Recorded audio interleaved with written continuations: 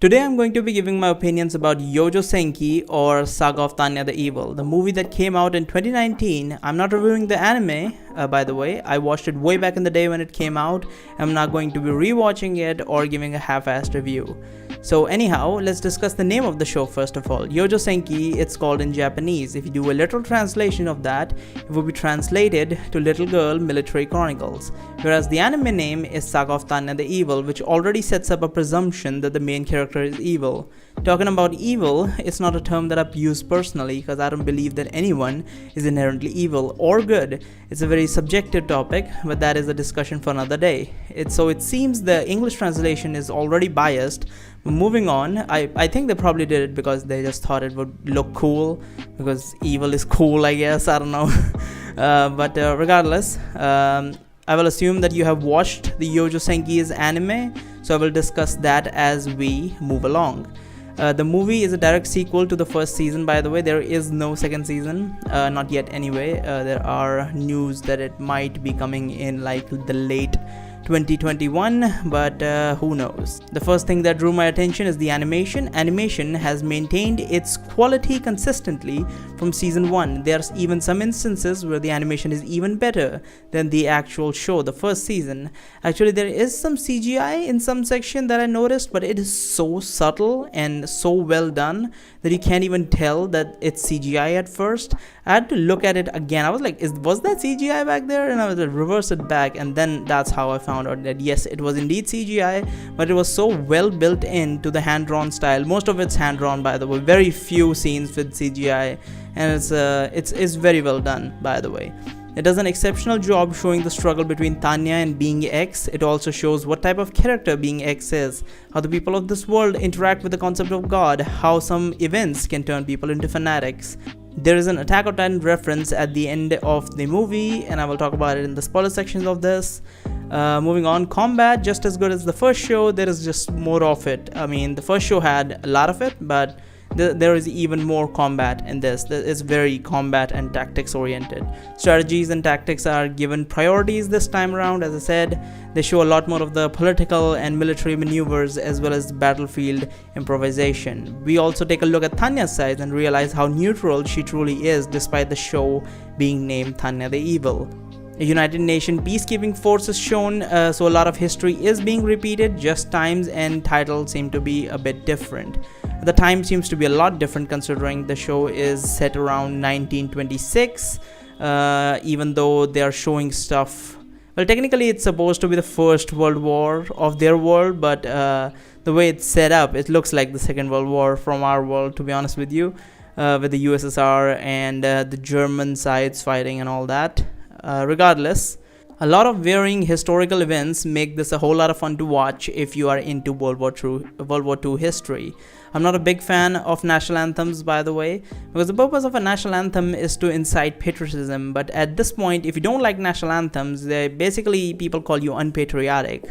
The only national anthem that I like is the USSR's, because it sounds epic. Every other national anthem, I mean, it's supposed to make you patriotic, right? So it should sound epic, but it doesn't sound epic. The only national anthem that I've ever heard is the USSR's, which sounds epic as fuck, even though I don't get one word they're saying, but it sounds cool at least. Why are we discussing national anthems, by the way? Well, there is a national anthem which belongs to the Empire that is sung at one point in the show. Now, the anthem itself is not super epic, but the setting in the vicinity of when they sing the national anthem blew my fucking socks off. So watch out for that. I hate fanatics because they're worse than any human with two brain cells to rub together. In life, they believe in anything that is told from the perspective of a god by anyone, a religious leader, or even themselves. Their ideologies and mindsets get warped to fit whatever narrative they wish to believe in, and even in death, they feel like they did something holy and are now going to be meeting their maker. And this show portrays such a fanatic, which I will not discuss just yet. That's for the review section of this shit. But just know that it's pretty fucking good, and they did a very good job capturing the essence of a fanatic. Now, how will they end the show? That is a question I have on my mind. The question really is, are we going to end this just the same as actual World War II? Because that will be boring. Or does the mangaka have some special ending? Or last but not the least, if they have the balls to let the Empire win. Because I can guarantee you that a lot of people are going to be throwing a tantrum if Germany equivalent Empire won the war. They'll probably call every motherfucker related to this a Nazi sympathizer, which makes no fucking sense really, considering it's not real life, it's fucking fantasy La La Land. But we shall see. I cannot recommend the show enough, just go and watch it. Now we're going to be moving on to the spoiler-filled review section of this, so come back after you have watched the movie. Please come back. Let's go. So first, they show the sequence 40 years into the future from the movie's events where two people are talking about how the Empire lost, which I don't know exactly what are they planning with that. Why would they show that? Because it makes it sound like the Empire lost and being X won. Because Tanya cannot truly from her heart believe in being X, so that must mean she's either in prison or dead. A subtle change in history would be the railway gun. It is essentially an artillery unit, a cannon mounted on a train to carry around fast as fuck around the part of the country it's in. These were invented in the late 1930s, by Krupp Germans, so Nazi used these weapons in World War II. But in the show, the Federation, or the USSR equivalent, seems to be using these, and they don't seem to be rare or unique. No one really is surprised by them, so I'm guessing everyone has them. The scene where they go to the Federation, bombard the capital, desecrate the statues and symbols, which by the way is a statue of Stalin that looks eerily similar to the Firdaus statue. Is it Firdaus or Firdaus? I don't know how you pronounce, what type of accent I should use with that. But I'm gonna go with Firdaus, considering it's the Middle East. I'm guessing it would be pronounced somewhere along those lines. The Firdaus statue, a square statue from the invasion of Iraq in 2003. They absolutely shit all over the Federation. An event like this would be embarrassing on a whole nother level. Like, can you imagine a nation going through that shit? It's not about the present, like the world will laugh at you, but that's not the problem. The history will laugh at you, because people are gonna be fucking looking back on that event and going to be like, what the fuck was that all about? They finally addressed the fact that Tanya is a girl, by the way, in the most disturbing way, to be honest with you, which is really funny and I love it. But I did not expect them to go about it this way. I expected to be more along the lines of, at some point some boy would show up, some young boy 10 years old or something, and he's gonna be blushing all around Tanya or something like that, and she's well, she or he is going to be, because technically it's a guy in there, so he is going to be super annoyed. But that's what I thought would be happening, but they completely changed the fucking shit. The bald comrade dude goes full pedo on her, and it was let's say interesting, but this opened up a window for some gender bender, rape, ugly bastard tags in the future. So we're gonna see how the show addresses this. But considering how Stalin used to work, I highly doubt the bald comrade dude will live for very long, considering what he did in the movie with the getting so many of the Federation soldiers killed. Warrant Officer Mary Sue, the little girl from the United States who wants to take revenge for her dead daddy. She is the fanatic I was talking about earlier. She's not a justice type of fanatic, even though she says so. She simply wishes to kill Tanya. Even destroying the Empire is not of concern. Even if she keeps repeating that, she seems fucking insane, as most fanatics are. I mean, I've seen people hell-bent on revenge, but most people don't seem insane like her. Even Jason from Tokyo Ghoul seems less insane than her. But I kind of slightly get it, what pushed her so far. Like, I get that her father died and he was an important figure in her life, but she would be willing to, she would be looking for revenge. But I don't know why she's that psycho about it. She went way too fucking far with that shit. I mean, not everyone whose father gets murdered go absolute ape shit, but I guess there are some exceptions. That's probably why being X gave her power in the first place, because she's mildly insane and fanatical and believes that God is the ultimate truth sort of thing. She survives at the end, and the reason I believe Tanya hesitates to shoot her is because she thought that she is the same as her, getting played by being X. Also, the headshot on the statue of God when Tanya shoots Mary is really symbolic and amazing. Like, I kind of fucking jumped like a little kid when I saw him shoot Mary, and it went through her, straight hit the bullet in the forehead, and that was just amazing. That was really symbolic.